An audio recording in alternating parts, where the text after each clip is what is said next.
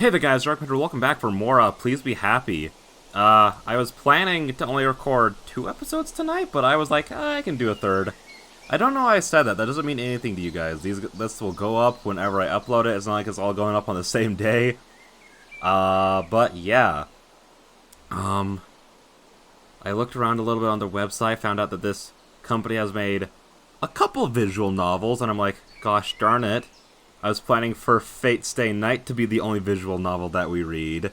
And then I fell into this rabbit hole, and that's leading me to more rabbit holes. Well, granted, all the games made by this person would be the same, like, this company would be, like, the same rabbit hole? Yeah. So yeah, with that being said, let's just jump into it. I wake up to trouble, or at least a threat. I'm sure it's only morning as I peer out of the burrow's entrance, but the sky is already dark and foreboding. My intention moves from the... How do I get rid of this? There we go. Dark and foreboding. My attention moves from the ominous rain clouds above to the trees outside my den, their branches shaking in the strong breeze. I can't believe that girl from the cafe was right! I climb up the tunnel and out into the open, sniffling the air. It just tells me what I already know. A storm is coming, and fast. But also, another scent plays on my nose. One so faint that I can almost brush it off without taking another smell. Surely I'm wrong. There's no way that... Lowering my snout to the ground, I investigate the area, and then decide that I'm right. I change into my human form and look around. Someone's been here. Oh. I bet it was either the girl from the cafe or the other girl on the starting screen. It's one or the other. Yes, someone's definitely been here. But this scent isn't a human. It's vaguely familiar, but at the same time, not like anyone I recognize. Definitely wasn't here when I went to sleep. Oh. So I was looking at her YouTube channel, and dude, she has like cover songs, and I'm like, dude, I love listening to covers of these. Oh, she has a other friends piano version. It doesn't look like she uploads often, but everything she's uploading looks like pretty... Oh, she has a hide and seek. Okay, I can't do this again. I already spent like 8 minutes of the last episode just not focusing on this. So I should focus on this for a little bit. I should give it at least an episode or two before I go off on another horrible tangent. They must have come here in the night and stopped right outside my den. Are you watching me sleep? Oh crap! As a fox, I dive back into my hole to make sure everything is still there. My heart pounds in my chest, but nothing appears to be missing. I also check the spot where I buried my stash from last night, but that hasn't been disturbed either. I breathe a sigh of relief. If any of my stuff has been stolen, I'd be so mad. But that doesn't answer the question of what they did want, and that's even more concerning. I'm a pretty light sleeper, and usually the slightest sound or motion will wake me up.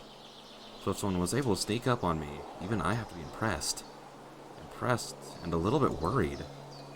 I've got more pressing issue right now, though, and I stare up at the sky in disappointment. I hate the rain. I love the rain. I would have found a different place to make my nest and hide my supplies if I'd known this would happen.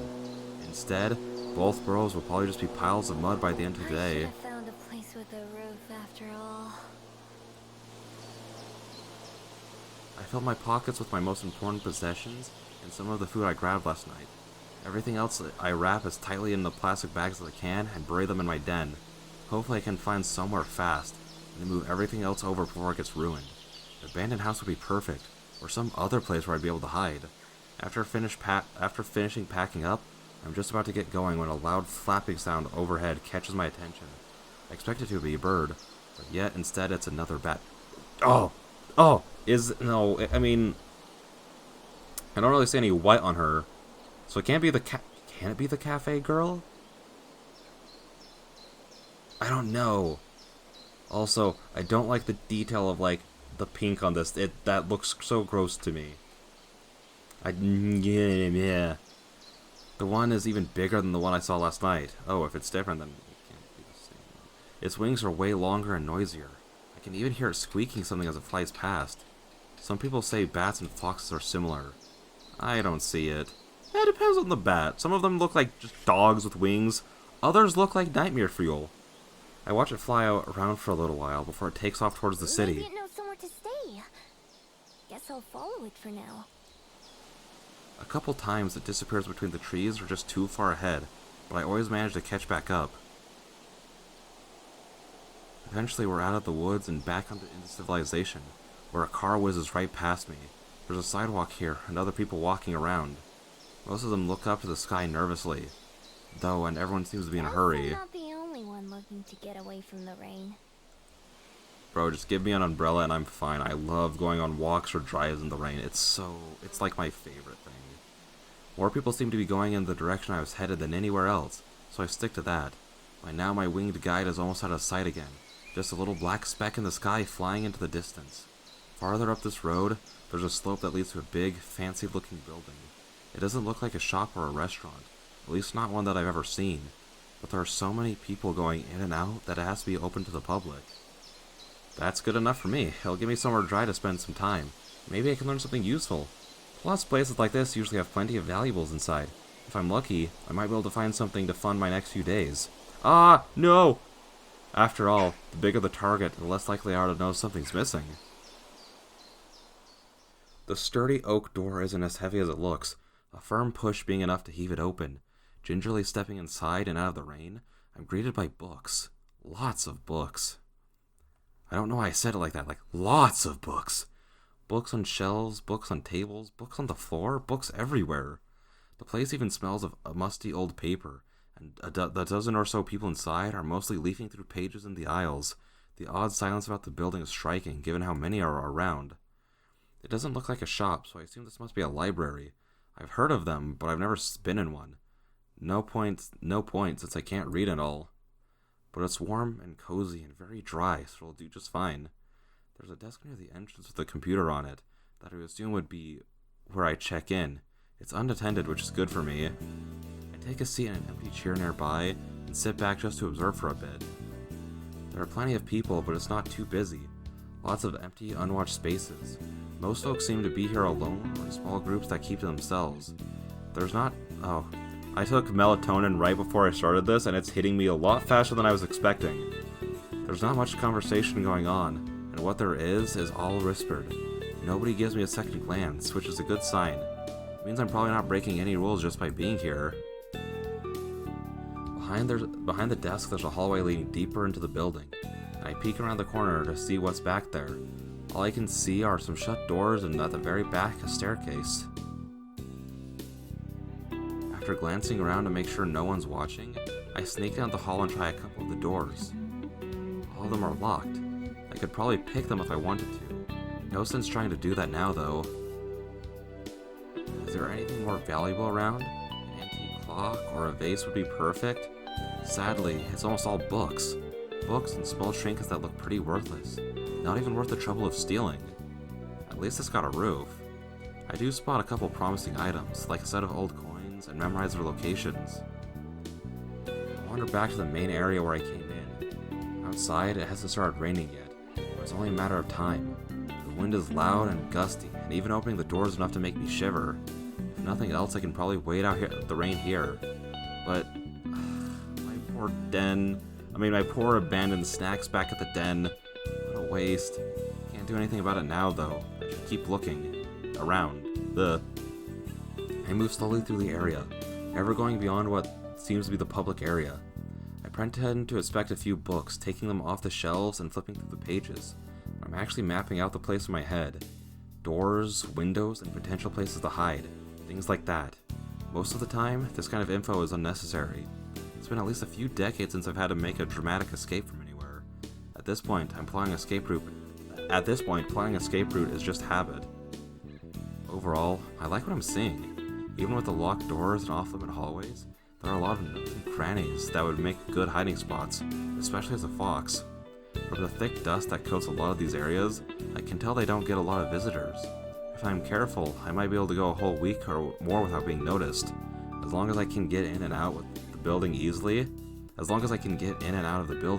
that is. And with the huge windows that line the back wall, it seems easy enough too.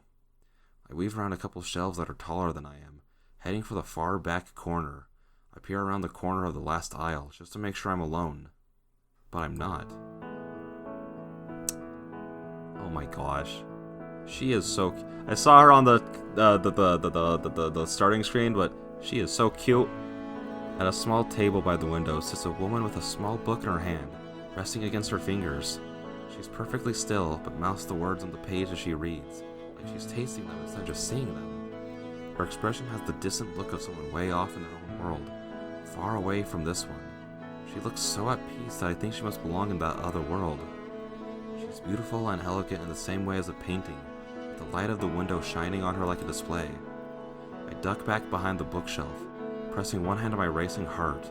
My other bumps against one of the books on the shelf, and it falls with a dusty thump. Cursing my clumsiness, I silently back away in case she decides to investigate, but she doesn't leave her chair. I suppose it's nothing. Oh, and then the accent is so good. I love the accent. She turns and gazes out the open window. At what? I don't know. A moment later, she returns to her book and leaves this world again. I stay hidden, my face still burning a little bit. Yes, I think this will be the perfect place to spend some time. Suddenly there's a much louder boom than the one I caused. Then the one I caused is thunder. Oh, wait. Okay, that's because it's a sound effect. I was like, wait, didn't that sentence end? But then I was like, oh, it's just because it's a sound effect. It's not really the sentence ending. Whatever. Suddenly, there's a much louder boom than the one I caused, as thunder rumbles outside. A few people around the library startle at the sound and look around. Sighing, the girl in the chair pulls the window beside her closed. The first drop of rain's falling not a minute later. I'll investigate the window later. Right now, I don't want to bother her, so I head back to one of the plush chairs on the other side of the library and take a seat. I could be here a while depending on how long the rain lasts, so I might as well get comfy. I find a few books that have more pictures than words and curl up on one of the soft chairs to flip through them. There aren't as many of those ones, and I go through the stack pretty fast. It takes long enough for the rain to start, though. The longer I read, the louder the pounding of the rain and the howling of the wind. Wait, hang on. I just had a realization. That person was just a person with no, like, oh, she could be something else, like the girl from the cafe with her hair. What is this world? What the freak is this? Talking about fawns, talking about cyclopses and mermaids. What the freak, dude? Also, yeah, no, this melatonin is hitting me hard. This is gonna be fun. The longer I read, the louder the pounding of the rain and the howling of the wind become.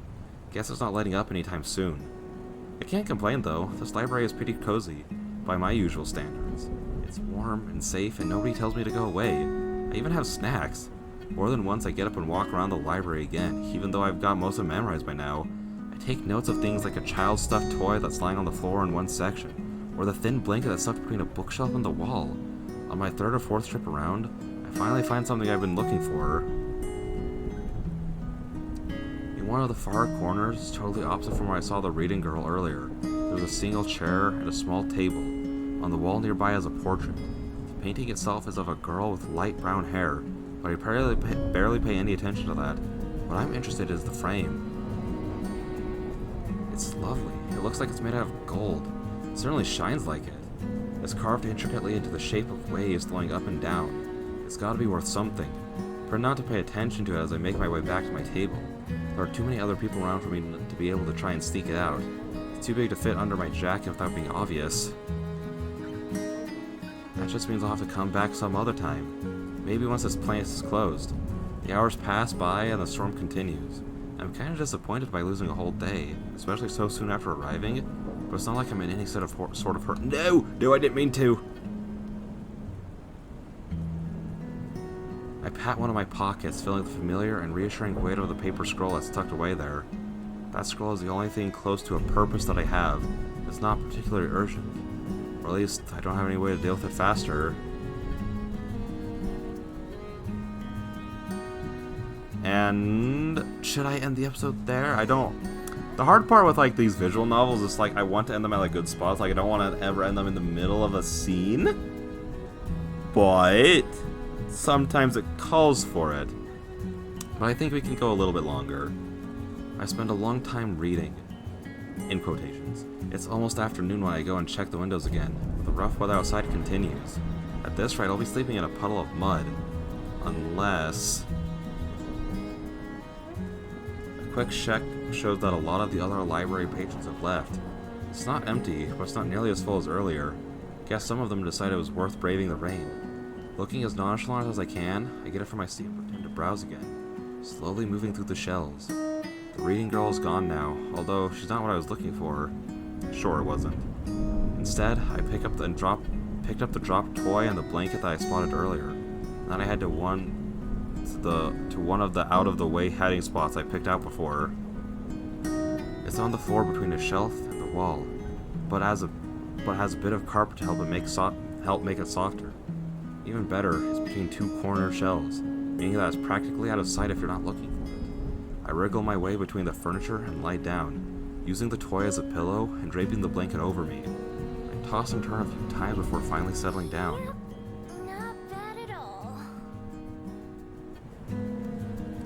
Even though I haven't done much today, I'm always down to take a nap. Gosh, I can't think of anywhere more peaceful to take a nap than a library. Libraries are like some of my favorite places in the world. During, I think it was middle school, or was it like late elementary, I don't remember. I would have my parents take me to the local library like every day, if I didn't have plans with friends, just so then I could have like a peaceful place to do my homework and just read the whole day. And since I'm not a big nap guy, I didn't take many naps there, but I do remember once or twice taking a nap, and it was so nice. I can pass a few hours by sleeping, wake up once it's dark, and then grab that picture frame and be on my way. I'll have to rebuild my den once I get back, but that's a problem for future me. I yawn, staring up at the ceiling until my eyes get heavy. Maybe today won't be a total waste after all.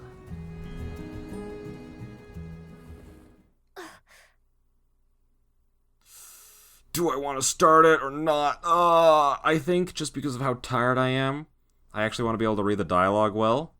So I think I'll make this a short episode. Gosh, I haven't made like a 17-minute video outside of like gacha videos in so long.